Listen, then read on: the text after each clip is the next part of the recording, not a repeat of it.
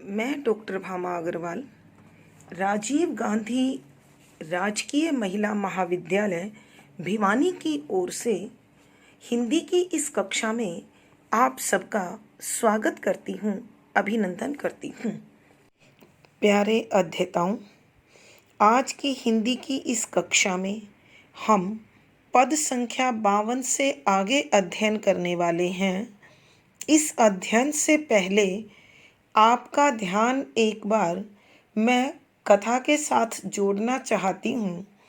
आप लोगों को याद होगा, प्रातःकालीन समय है।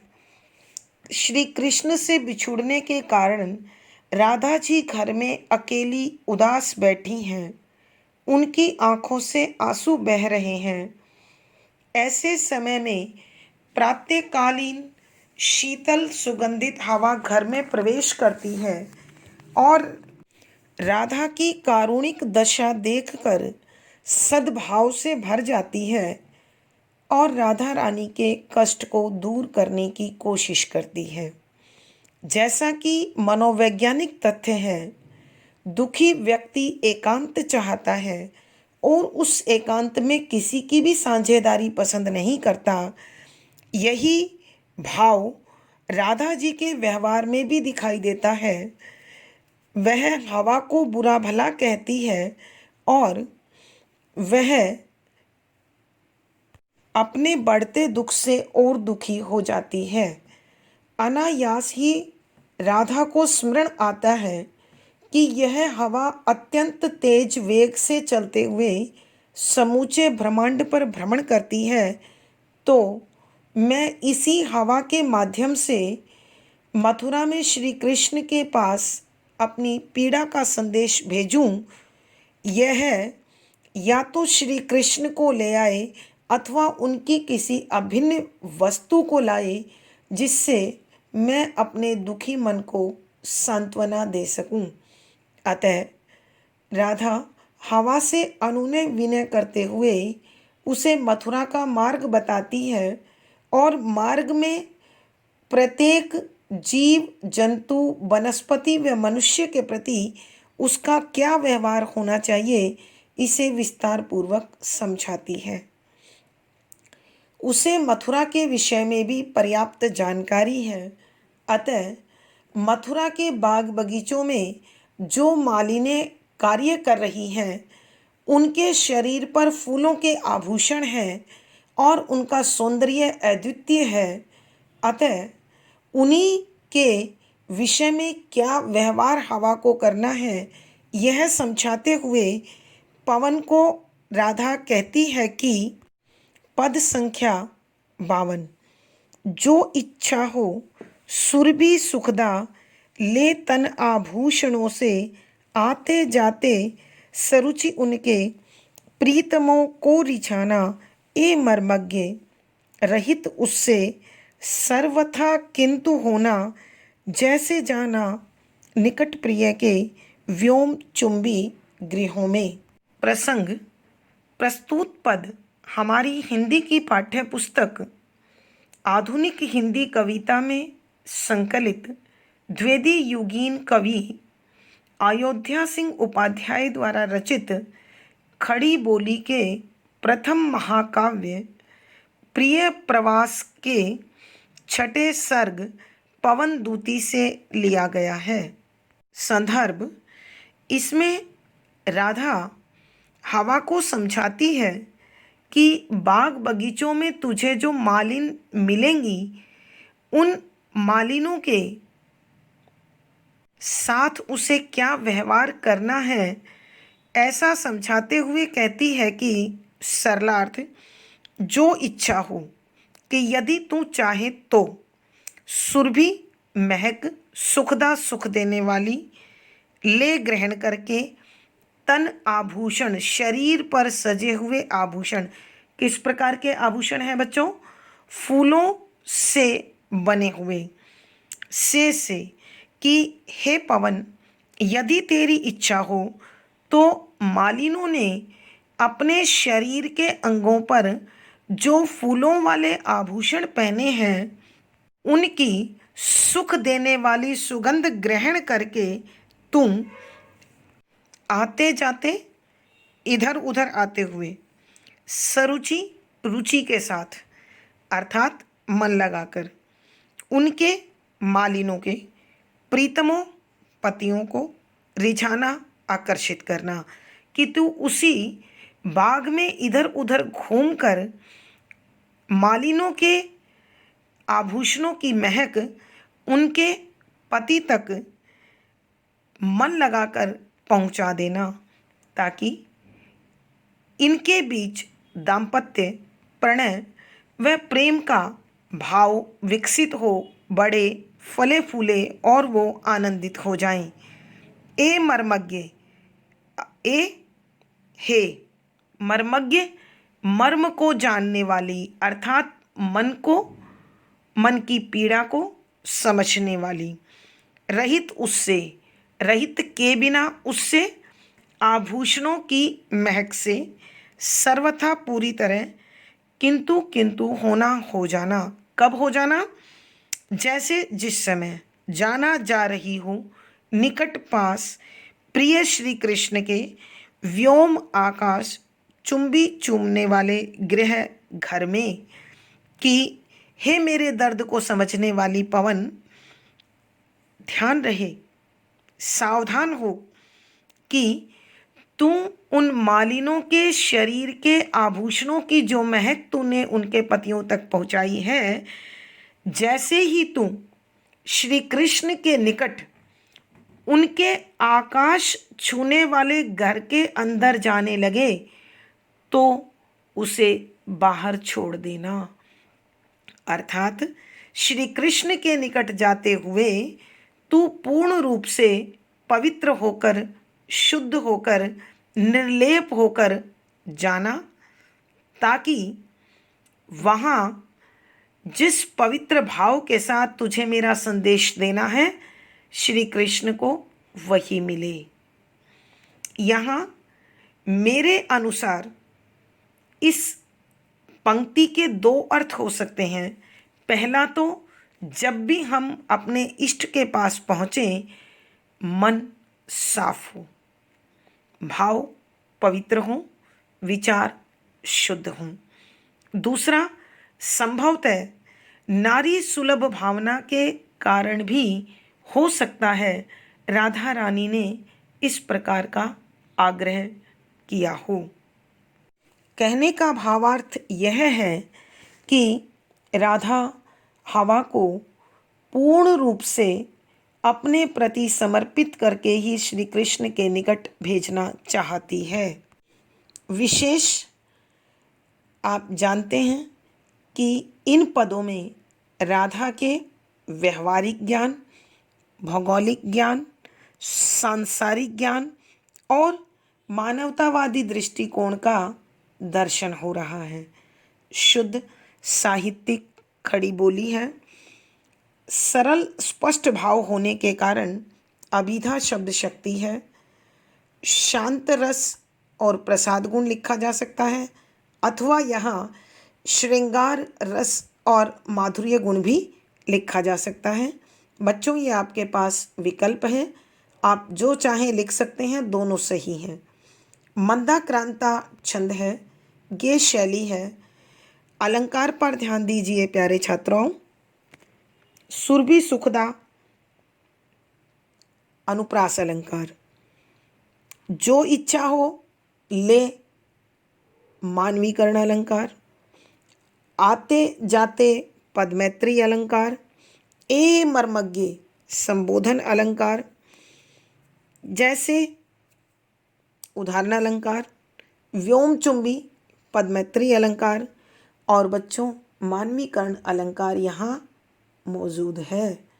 तो यहाँ अनुप्रास, मानवीकरण, संबोधन, पदमैत्री आदि अलंकारों की सुंदर छटा। पद संख्या 53। तू पूजा के समय मथुरा मंदिरों मध्य जाना, नाना वाद्यों मधुर स्वर की मुग्धता को बढ़ाना, किवां लेके कियत तरु के शब्दकारी फलों को धीरे धीरे रुचिर रव से मुग्ध हो बजाना। पद 53 के लिए प्रसंग पूर्ववत रहेगा। संदर्भ के अंतर्गत देखिए बच्चों, यहाँ राधा हवा को समझाती है कि जिस समय मथुरा के मंदिरों में पूजा हो रही हो तो तुझे निम्न प्रकार का आचरण करना है। तो कैसा आचरण हवा ने करना है उसे समझाते हुए राधा कहती है कि तुम पूजा के समय, जब पूजा हो रही हो, मथुरा के मंदिरों मध्य अंदर जाना, नाना अनेक प्रकार के वाद्यों बाजों, मधुर स्वर की, आनंद देने वाली आवाज़ की, मुग्धता मिठास की, हे पवन, जिस समय मथुरा के मंदिरों में पूजा हो रही हो तो तुम उन मंदिरों के अंदर चली जाना। करना क्या है कि वहाँ जो अनेक प्रकार के बाजे मधुर स्वर में बज रहे हों, तू मंद मंद बहती हुई उस आवाज़ की मधुरता को और भी अधिक बढ़ा देना, ताकि भक्तजनों को उन बाजों की आवाज़ का आनंद और अधिक आए। किवा अथवा लेके ग्रहण करके, कियत क्रीट तरु वृक्ष के शब्दकारी आवाज़ करने वाले फलों को धीरे धीरे आराम से, रुचिर मन भावन, रव शोर से मुग्ध हो बजाना, कि तू भी आनंद को प्राप्त करते हुए बजाना। कहती है कि हे पवन, तुझे मंद मंद बहते हुए उन वाद्य यंत्रों की, बाजों की आवाज़ की मधुरता को तो विकसित करना ही है, और इसके अलावा अथवा तुझे क्या करना है कि तू क्रीट वृक्ष के शब्द करने वाले फलों को लेना और बहुत आराम से धीरे धीरे मधुर शोर में स्वयं भी आनंद लेते हुए उसे बजाना, ताकि आरती और भक्ति दोनों में आनंद उत्पन्न हो, रस उत्पन्न हो, मधुरता उत्पन्न हो और वातावरण सुखमय हो जाए, मंगलमय हो जाए, शुभ फलदायी हो जाए। कवि के कहने का भावार्थ यह है कि राधा चाहती है कि पवन प्रभु की भक्ति के समय अपना सकारात्मक योगदान प्रदान करे। विशेष के अंतर्गत देखिए बच्चों, राधा को पूजा के समय आचरण कैसा होना चाहिए, ऐसा व्यावहारिक ज्ञान पर्याप्त मात्रा में है। शुद्ध साहित्यिक खड़ी बोली का प्रयोग है। इन पदों में अभिधा शब्द शक्ति है, शांत रस है, प्रसाद गुण है, मंदाक्रांता छंद है, गेय शैली है। अलंकार देखें बच्चों, मथुरा मंदिरों अनुप्रास अलंकार, धीरे धीरे पुनरुक्ति प्रकाश अलंकार, किंवा अथवा भ्रांतिमान अलंकार, मानवीकरण अलंकार और संबोधन अलंकार है तू। तो इस पद में संबोधन, अनुप्रास, भ्रांतिमान, पुनरुक्ति प्रकाश आदि अलंकारों की सुंदर छटा है। पद संख्या 54। नीचे पुष्पों लसित तरु के जो खड़े भक्त होवें, किवा कोई उपल गठिता मूर्ति हो देवता की, तो डालों को परम मृदुता मंजुता से हिलाना, ओ यो वर्षा कुसुम करना शीश देवालयों के। प्रसंग पूर्ववत रहेगा। संदर्भ के अंतर्गत वही राधा रानी हवा को समझा रही है कि यदि कहीं पूजा हो रही हो तो तुझे किस प्रकार का आचरण करना है। देखिए राधा रानी हवा को क्या समझाती है। सरलार्थ नीचे नीचे पुष्पों फूलों से लसित सजे हुए युक्त भरे हुए तरु वृक्ष के जो खड़े भक्त होवे, जो यदि खड़े खड़े हों भक्त भक्तजन होवे हों, कि यदि फूलों से सजे हुए वृक्षों के नीचे यदि भक्तजन खड़े हों तो किवा अथवा कोई कोई उपल गोबर से गठिता बनी हुई, उपल गोबर भी होता है बच्चों और उपल पत्थर भी होता है। तो यहाँ राधा समझाती है अथवा कोई ऐसी मूर्ति हो जो पत्थर या गोबर से बनी हुई हो और देवता की हो, तो डालों को परम मृदुता, तो फिर डाल पेड़ की शाखाएं को परम अत्यधिक मृदुता, नरमी, आराम, कोमलता, मधुरता, मंजुता, सुंदरता से हिलाना। ओ यों, ओ और यों इस प्रकार से वर्षा बारिश कुसुम करना, फूलों वाली करना, शीश सिर देवालयों मंदिरों के।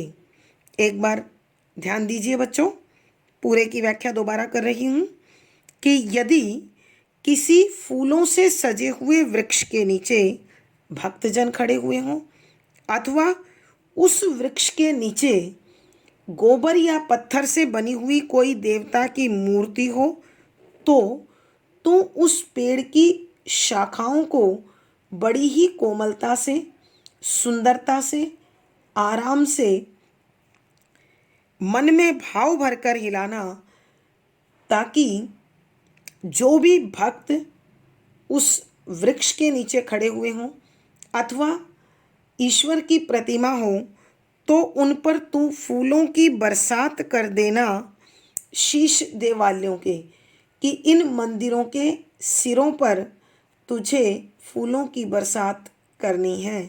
कहने का अभिप्राय यह है कि हे पवन, तुझे पूजा के समय पूजा में लगे हुए श्रद्धालुओं अथवा ईश्वर के प्रति अपना श्रद्धा भाव फूलों की बारिश करते हुए दिखाना है।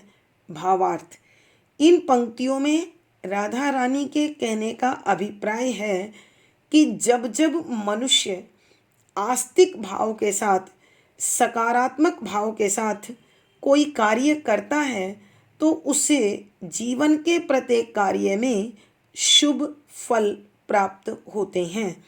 विशेष यहाँ राधा के पूजा के समय जो व्यवहारिक ज्ञान होना चाहिए उसका पर्याप्त दर्शन कराने की कोशिश की गई है। शुद्ध साहित्यिक खड़ी बोली का प्रयोग है। यहाँ लक्षणा शब्द शक्ति है, वर्षा कुसुम करना, फूलों की बारिश करना, फूल बरसाना मुहावरा है, अतः लक्षणा शब्द शक्ति है। शांत रस है, प्रसाद गुण है, मंदाक्रांता छंद है, गे शैली है। अब प्यारे अध्येताओं, अलंकारों की ओर ध्यान दीजिए। अनुप्रास अलंकार है, किंवा अथवा यानी भ्रांतिमान, उपल गठिता मूर्ति योजक लगा हुआ है, पदमैत्री अलंकार है, मंजुता मृदुता अनुप्रास अलंकार है, और मानवीकरण अलंकार का सुंदर सटीक प्रयोग है। अनुप्रास, मानवीकरण, उल्लेख, भ्रांतिमान आदि अलंकारों की सुंदर छटा है। पद संख्या 55। तू पावेगी वर नगर में एक भूखंड न्यारा, शोभा देते अमित जिसमें राज प्रसाद होंगे, उद्यानों में परम सुषमा है जहाँ संचिता सी, छीने लेते सरवर जहाँ वज्र की स्वच्छता है। प्रसंग पूर्ववत। संदर्भ, यहाँ राधा पवन को समझा रही है कि जब तुम मथुरा में पहुँचने के बाद श्री कृष्ण के निकट जाने को तैयार होगी तो ऐसे समय में तुझे उनका महल पहचानने में जरा भी दिक्कत ना हो, इसके लिए तू महल के सौंदर्य को ध्यानपूर्वक समझ ले। पवन को समझाते हुए राधा कहती है कि सरलार्थ, तुम पावेगी, प्राप्त करोगी, वर श्रेष्ठ नगर नगर में एक केवल एक भूखंड भूमि का टुकड़ा न्यारा सबसे अलग थलग, कि जब तू मथुरा जाएगी तो वहाँ तुझे एक ऐसा स्थान मिलेगा, उस उत्तम नगर में, सर्वोत्तम नगर में एक स्थान ऐसा मिलेगा जो समूची पृथ्वी से, सारे मथुरा से अत्यधिक सुंदर होगा, अलग होगा। किस प्रकार की सुंदरता होगी देखिए, शोभा देते, सुंदरता से सजे हुए, अमित, अत्यधिक, जिसमें उसमें राज राजाओं के प्रासाद महल होंगे कि उस भूमि के टुकड़े पर अत्यधिक शोभाशाली सौंदर्यमयी राजमहल बने हुए होंगे। उद्यानों में परम सुषमा है जहाँ संचिता सी, कि वहाँ के बाग बगीचों में अत्यधिक प्राकृतिक सुंदरता मानो सिमट कर आ गई हो, ऐसा तुझे दिखाई देगा। छीन लेते होंगे तरवर तालाब, जहाँ उस स्थान के वज्र बच्चों आपने पढ़ा है अभी तक कठोर, लेकिन यहाँ वज्र शब्द का अर्थ है हीरा, क्योंकि सबसे कठोर धातु होती है, अतः सबसे कठोर रत्न होता है, अतः यहाँ वज्र का प्रयोग हीरे के लिए लिया गया है। की स्वच्छता सफाई, कि इस नगर के तालाबों में ऐसी स्वच्छता होगी, ऐसी साफ सफाई होगी कि वहाँ तुझे बिजली अथवा हीरा अथवा सोने जैसी चमक बिखरी हुई दिखाई देगी। कहने का अभिप्राय यह है कि श्री कृष्ण का महल वहाँ के अनेक महलों के बीच में होगा और उन महलों के बाग बगीचों की सुंदरता अद्वितीय होगी, अलौकिक होगी, अद्भुत होगी, अभूतपूर्व होगी।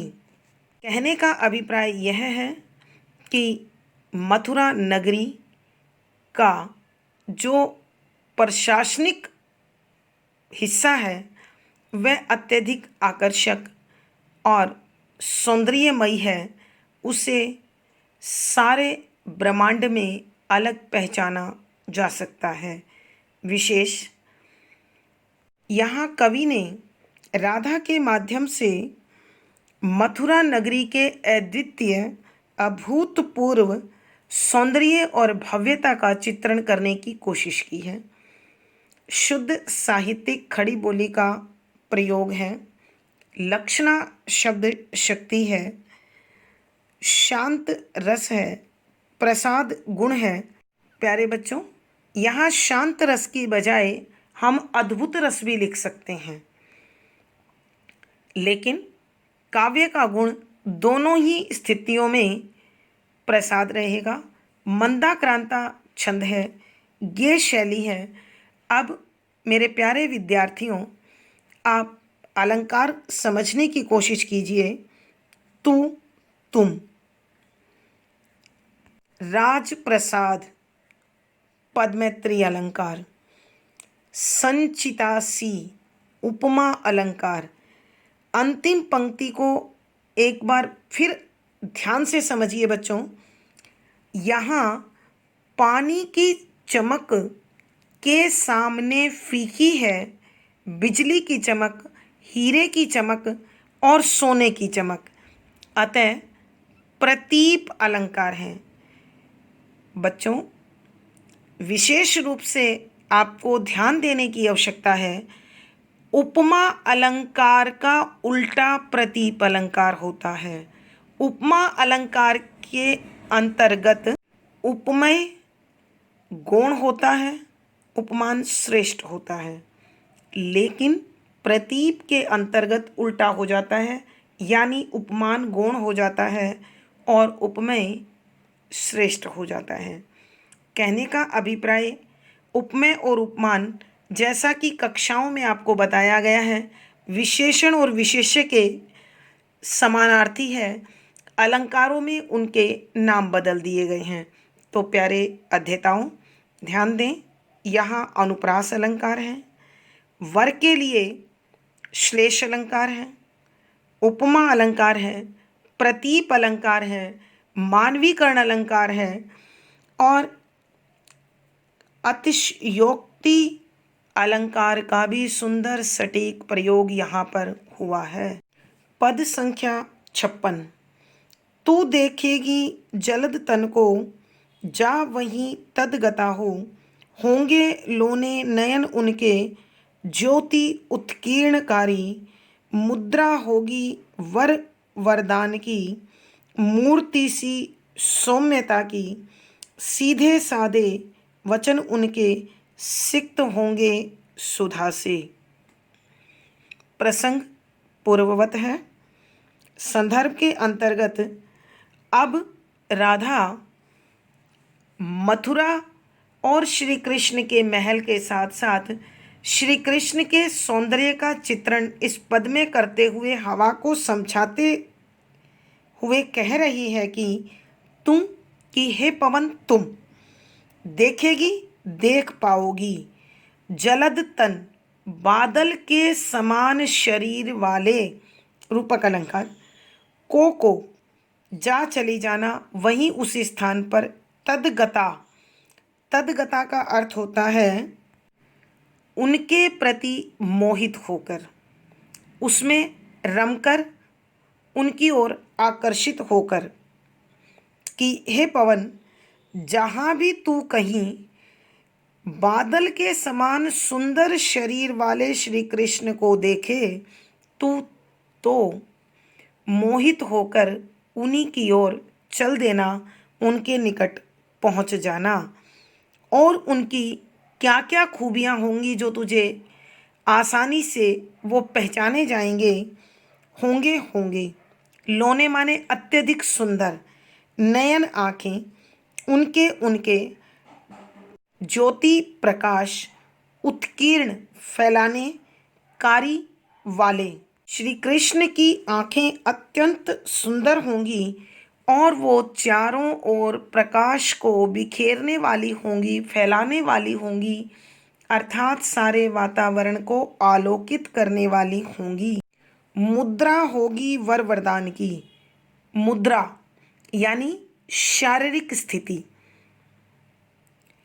होगी वर श्रेष्ठ, वरदान अति उत्तमता प्रदान करना, की मूर्ति सौम्यता की, अर्थात शालीनता की मूर्ति के समान वो होंगे, अर्थात वहाँ उनसे ज़्यादा शालीन, कोमल और सौंदर्यमयी कोई भी नहीं हो सकता, और उनका हाथ हमेशा वरदान देने की स्थिति में दिखाई देगा।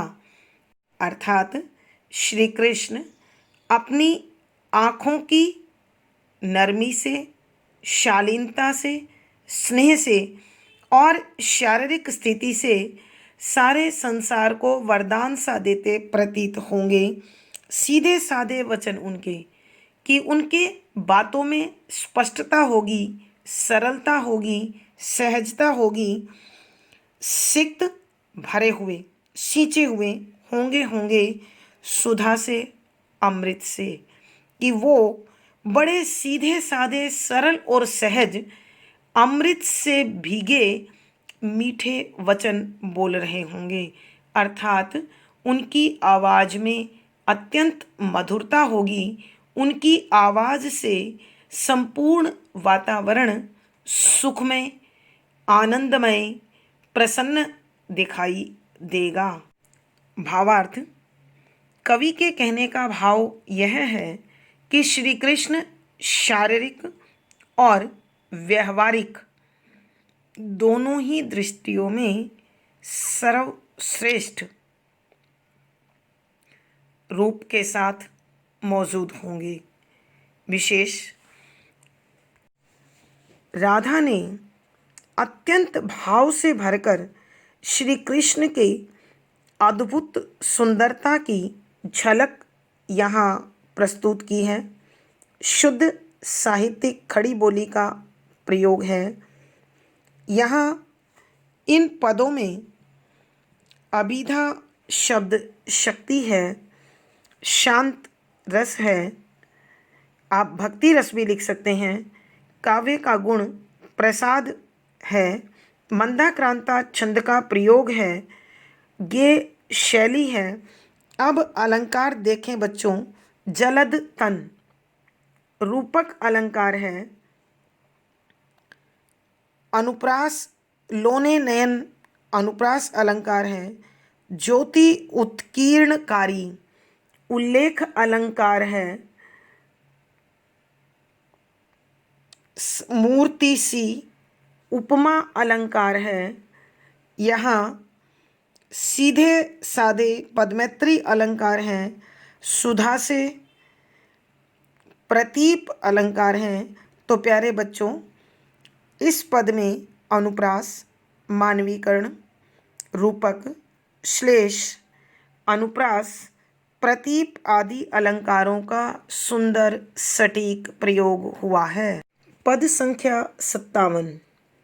नीले कंजों सदृश उनके गात की श्यामता है, पीला प्यारा वसन कटी में पहनते हैं फबीला, छूटी काली अलख मुख की कांति को है बढ़ाती, सद वस्त्रों में नवल तन की फूटती सी प्रभा है। प्रसंग वही पूर्ववत रहेगा।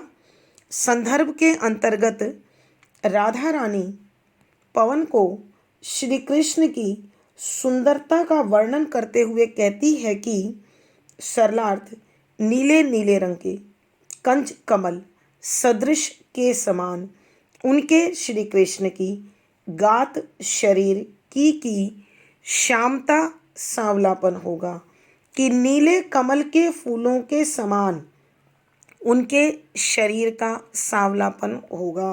अर्थात उनका शरीर नीली आभा लिए, नीली चमक लिए सांवला सलोना होगा, पीला प्यारा, कि प्यारे पीले रंग के वसन वस्त्र कटी कमर में पहन रहे, फबीला आकर्षक, कि उन्होंने अपनी कमर में पीले रंग का अत्यंत आवश्यक वस्त्र पहना हुआ होगा। अर्थात श्री कृष्ण का दुपट्टा यानी फेंटा और धोती पीले रंग की होगी, छुटी लहराती हुई, लटकी हुई, काली काले रंग की, अलख बालों की लठ, मुख चेहरे की कांति चमक को है बढ़ा रही होगी, कि उनके चेहरे की चमक को बालों की छुटी हुई लट जो उनके चेहरे पर लहराकर उसकी सुंदरता को बढ़ा रही हो। सद वस्त्र यानी बहुत सुंदर वस्त्र, में नवल नया तन शरीर की फूटती बिखरती सी प्रभा चमक होगी, कि उन्होंने जो आकर्षक वस्त्र अपने नए नवेले चमकते हुए सुंदर शरीर पर, प्यारे बच्चों नवल तन से अभिप्राय है शरीर की चमक से, कि श्री कृष्ण का चमकता हुआ शरीर अत्यंत आकर्षक वस्त्रों में ऐसा प्रतीत होता होगा मानो वो चारों ओर चमक बिखेर रहा हो, प्रकाश फैला रहा हो, वातावरण को आलोकित कर रहा हो। एक बार फिर देखिए बच्चों कि श्री कृष्ण के शरीर का सांवलापन नीले कमल के फूलों की भांति चमकता सा होगा। उन्होंने अपनी कमर पर पीले रंग का अत्यंत आकर्षक वस्त्र पहन रखा होगा। उनके चेहरे पर काले बालों की एक लट लहराकर उस चेहरे की सुंदरता को बढ़ा रही होगी और उनका चमकता हुआ शरीर इन सुंदर वस्त्रों में ऐसा लगता होगा मानो वो वातावरण को आलोकित कर रहा हो, प्रकाशित कर रहा हो। कहने का अभिप्राय यह है कि श्री कृष्ण अपने सौंदर्य में अद्वितीय हैं, अत्यंत आकर्षक हैं, विशेष। यहाँ राधा रानी ने अत्यंत प्रेम भाव से भरकर श्री कृष्ण के सौंदर्य का अद्भुत वर्णन किया है। शुद्ध साहित्यिक खड़ी बोली का प्रयोग है। यहाँ लक्षणा शब्द शक्ति है, भक्ति रस या श्रृंगार रस दोनों लिखे जा सकते हैं। माधुर्य गुण है, मंदाक्रांता छंद है, गेय शैली है। अलंकार पर ध्यान दें प्यारे अध्येताओं। नीले कंज सदृश उपमा अलंकार, पीला प्यारा अनुप्रास अलंकार, मुख की चमक या सौंदर्य काली लट से बड़ा है कारण अलंकार, नवलतन पद्मैत्री अलंकार, फूटती सी उपमा अलंकार और मानवीकरण अलंकार का आपको पहले से मालूम है। तो इस पद के अंतर्गत बच्चों अनुप्रास, मानवीकरण, उपमा, कारण, उल्लेख आदि अलंकारों की सुंदर छटा है। आज की कक्षा में प्यारे बच्चों बस इतना ही। अगली वीडियो में हम आगे की कथा का अध्ययन करेंगे। बच्चों आपको सारा विषय स्पष्ट हो गया हो तो यह वीडियो अपने साथियों को शेयर करें, लाइक करें और चैनल सब्सक्राइब करें। धन्यवाद बच्चों, आपका जीवन सुखमय हो।